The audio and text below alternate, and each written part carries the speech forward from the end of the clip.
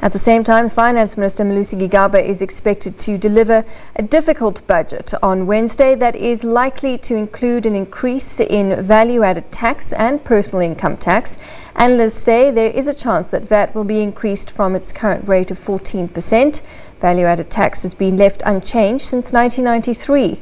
Gigaba is also tasked with stabilising government debt and plugging a shortfall of over 50 billion rand. This comes amidst renewed government commitments to national health insurance and free higher education. President Cyril Ramaphosa announced an inquiry into the South African Revenue Services administration and governance. This is in an effort to restore the credibility of SARS and to ensure that it meets its government targets. This comes as tax revenue collections are expected to shortfall by between 50 and 65 billion rand this year. This follows Finance Minister Malusi Gigaba announcing a revenue shortfall of 30 billion rand in the medium-term budget speech last year.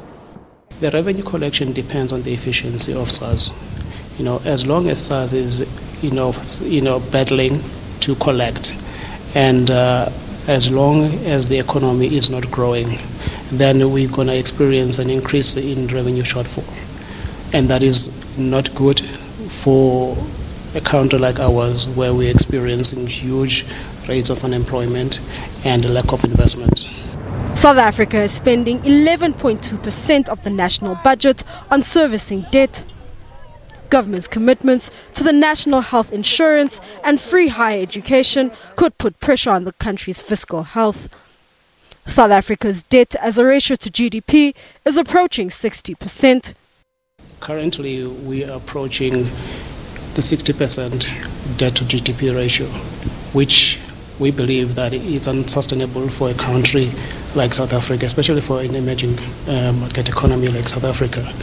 The prudent level is between 40 and 50%, and already we are above 50%. The problem with the level of public debt that is rising in an economy that is not growing is the debt service cost.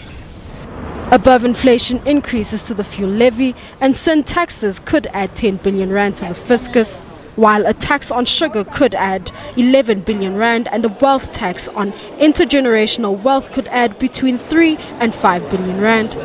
Corporate tax is expected to remain unchanged at 28%.